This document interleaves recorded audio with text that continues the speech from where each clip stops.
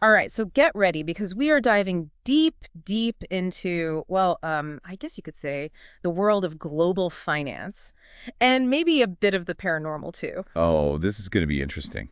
It is, it is. We're checking out this YouTube video, right? And it features Krzysztof Jackowski. He's this Polish clairvoyant. I've heard him, yeah. Yeah, and he claims to have tapped into the perspective of, get this, Jacob Rothschild, Oh, wait, Rothschild, as in the financier. the one and only, passed away back in 2022. Wow, okay, so we're talking about Tchaikovsky's take on what Rothschild's views are, even though, well, he's passed on. Exactly. And look, we're approaching this whole thing, with a healthy dose of skepticism, but who knows? Maybe there's something interesting hidden in here somewhere. You never know. I'm intrigued. Me too. So first things first, how does this Tchaikovsky even say he connects with the spiritual realm? Because honestly, it sounds a little, well, mysterious.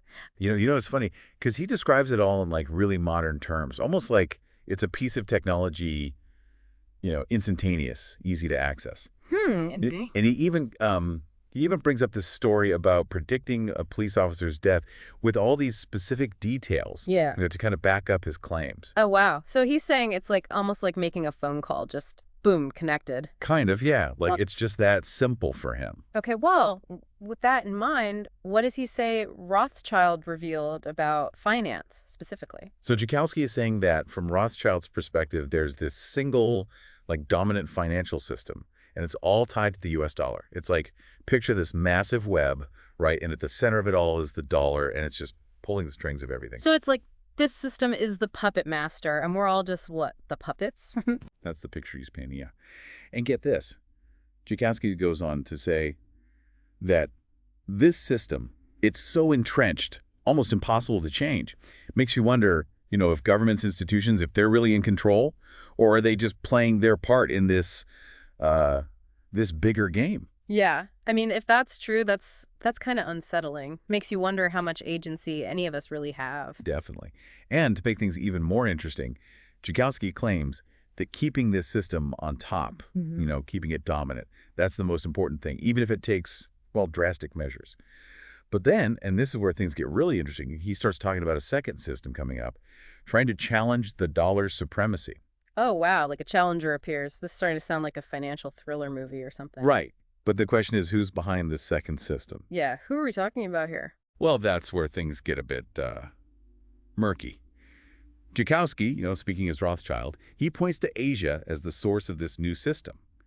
And he presents it as like a major threat to global stability, something that could lead to chaos, maybe even conflict. Hold on. Asia's pretty broad. Is he talking about a specific country, a certain currency, or what? It's incredibly vague, and honestly, that vagueness makes me wonder if this whole second system is more like a theoretical threat than an actual alternative. But it does raise some interesting questions. Like what? Well, could a decentralized system, maybe one based on, I don't know, a bunch of currencies, or even like digital assets, could that eventually actually challenge the dollar? Something to think about. Yeah, I mean, that makes me think about things like cryptocurrencies, how they're all about creating alternative financial systems. Could that be what Jackowski's getting at? Possibly. It definitely adds another layer to this whole idea of, like, a hidden financial world. Okay, so much to unpack here, but let's circle back to this idea of the current system, this web being so deeply entrenched. How does Jackowski, speaking as Rothschild, how does he describe how it controls things? Well, he focuses on dependence. Nations and individuals, they're all portrayed as relying on this system, even if it seems like it's giving them material comforts. Political decisions, what people buy, even personal freedoms. It's all presented as being, like, subtly influenced by this financial web. So are we saying we're all trapped in this gilded cage thinking we're making free choices when really we're just playing by the rules of the system? Is that what he's saying? It's a pretty unsettling idea, yeah. It really makes you question how much autonomy any of us truly have. Makes you wonder if voting with your wallet is even possible in a system like this. Right. But all right, let's say this system is as powerful as Jackowski claims. Who are the key players keeping it running? Now, this is where things get really interesting. Joukowsky claims that Queen Elizabeth II and her descendants, they were basically acting as ambassadors for this whole global financial system. Wait, hold on. Ambassadors for the financial system? What does that even mean? Yeah, and he throws in this cryptic reference to someone in Lenin, but doesn't say who. Who in Lenin? This is starting to feel like a conspiracy theory with historical figures thrown in. It does, doesn't it? But remember, we're here to explore these claims, not necessarily endorse them or debunk them. What's fascinating is how Jackowski blends real people and events with his own interpretations. You're right. It's definitely a unique perspective, and it raises a lot of questions. We'll have to dig into those claims about specific people and their supposed roles in this whole thing. But before we, go down that rabbit hole, let's just acknowledge that not everyone buys into Jackowski's predictions. Absolutely. I mean, he's had both praise and criticism throughout his career. For sure. Some people see him as a gifted visionary. Others think he's just a good storyteller, playing on people's anxieties. Yeah, that's fair. And look, we're not here to tell anyone what to believe. Our goal is to present the information, explore the different angles, and let you, the listener, make up your own mind. So, with that said, let's dive a bit deeper into this whole shadowy financial system and what it could mean for us all. So we're picking up where we left off with Krzysztof Jackowski's take on the global financial system, the one he's supposedly getting from Jacob Rothschild. And it's a pretty intense picture he paints, right? Like this really deeply entrenched system with the US dollar at its core, influencing, well, pretty much every aspect of our lives. Yeah, and a system that, if we believe Jackowski, will go to like extreme lengths to stay on top. Mm. I mean, it really makes you think about all the power dynamics happening behind the scenes, Hmm. how they're using all these levers to keep things, well, the same. It's a bit of a heavy thought. If this system is as powerful as he claims, it makes you wonder how much our individual choices actually matter. Yeah, for sure. And remember how Jackowski keeps bringing up dependence? Like, yeah, we might feel like we have all this freedom of choice, but are our decisions really secretly influenced by this system? Think about it. Like the things we buy, the jobs we choose, even our political views. Okay, so maybe I'm being a little paranoid here, but this is making me rethink my last online shopping spree. Well, it's not about being paranoid. It's more about understanding the bigger forces that could be shaping our world, right? Yeah. It's like trying to see the whole forest, not just the individual trees. I get it. So often we're just looking at our own choices, but what about the underlying structures that are actually influencing those choices, right? Exactly. And then Jackowski throws in this whole second system thing, supposedly emerging from Asia, and it adds a whole other level of complexity to everything. Yeah, and he presents it as a direct threat to the current setup, right? But we still don't really know what the second system actually looks like. True. But we can speculate a little, right? Okay, let's do it. Put on our speculation hats.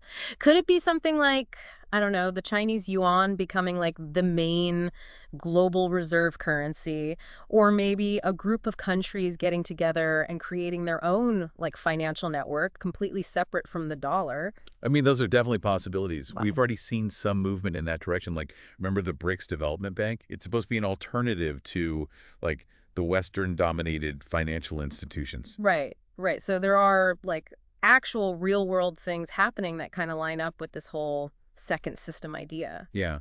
And whether or not you believe in, Jackowski's clairvoyance, his claims do highlight this growing tension in the global financial system. It's definitely something to keep an eye on. Okay, let's shift gears a bit. What about those specific people Jackowski brings up? He calls Queen Elizabeth II and her family basically ambassadors for this financial system. Now, I'm not a monarchy expert or anything, but that seems, well, a bit of a stretch, doesn't it? Yeah, it is a bold claim. Yeah. But it's interesting to think about why he would specifically mention the British monarchy. Yeah. Historically, they played a huge role in shaping global finance, and some people argue that their influence is still felt today. So maybe there's something to that. Right. So maybe he's connecting that historical power of the British Empire to the current system, suggesting there's this continuous line of influence. Could be. It's interesting to think about how those symbols of power, like the monarchy, fit into this whole picture of a global financial system. It does add a layer of mystery, especially when you add in that cryptic reference to someone in Lenin. Any ideas who could be talking about? Honestly, that one has me stumped. It's so vague, almost like a riddle or something. Maybe it's supposed to be a symbol, for a certain ideology, or a historical figure connected to a particular economic model. Who knows? Yeah, it feels like he's leaving us clues, making us guess, right?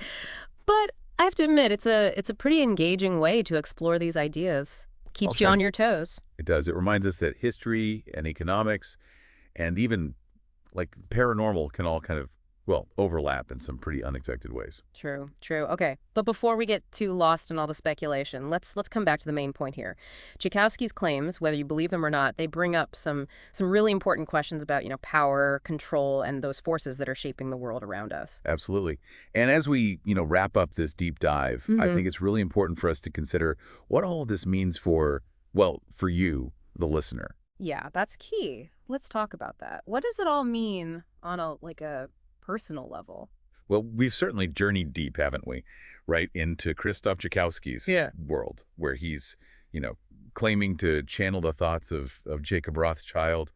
And it's quite the picture he's painting, isn't it? This global financial system acting like some kind of puppet master, pulling all the strings from behind the curtain. Yeah, it's been a wild ride for sure. And just like any journey into the unknown, I guess, we've come across some pretty interesting landmarks along the way. Like, remember that whole second system idea supposedly coming out of Asia? And then there's those claims about powerful figures like Queen Elizabeth II playing a specific role. And of course, we can't forget that cryptic reference to someone in Lenin. Right. I mean, it's this mix of real world happenings and Tchaikovsky's own, well, unique interpretations that really gets you thinking. Right. But as we start to wrap up our deep dive here, I think the most important question we need to ask is, what does all this mean for us, the listeners? What does it all mean for the average person? Exactly. Like, what if just for a moment we entertain the possibility that there really is this powerful system at play influencing global finance? What does that mean for our lives? How does that change things? Well, I mean, it certainly makes you think twice about all those choices we make every day. Hmm. The things we think are free choices, like what we buy, the careers we choose, all of that. Yeah, for sure.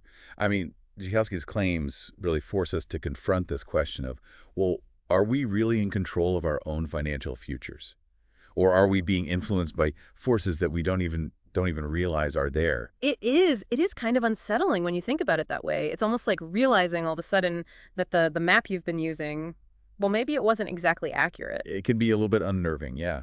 But it can also be empowering in a way. Yeah. Because becoming aware, that's the first step, right? The first step towards understanding and maybe even navigating these complicated systems. So where do we even begin? How do we start to navigate a system that seems so all-encompassing, so big? Well, education is key, right? Understanding how this whole global financial system operates, who the major players are, and what their motives might be. It's about becoming more, well, financially literate, I guess. Right. Right. And not just about managing our own personal finances, but understanding those bigger forces that are shaping the whole economic landscape, like the whole forest, not just our own little tree. Exactly. It's about thinking critically. Don't just take information at face value, no matter who it's coming from, whether it's a clairvoyant, a financial expert, or even us. Exactly. Question everything, do your own research, and come to your own conclusions. That's what it's all about. Couldn't have said it better myself. Yeah. And remember, even if you don't agree with everything Jakowski says, his perspective can be a starting point, right? Yeah. It makes us ask those big questions about power, about influence, about the systems that, well, they shape our world, whether we realize it or not. So as we wrap up this deep dive, we really encourage you, the listener, to keep the conversation going. Think about what resonated with you, what questions came up for you. Maybe you're intrigued by that second system idea and what it could mean for the future of global finance. Or maybe you're more on the skeptical side when it comes to Jakowski and you want to research the current financial system more deeply.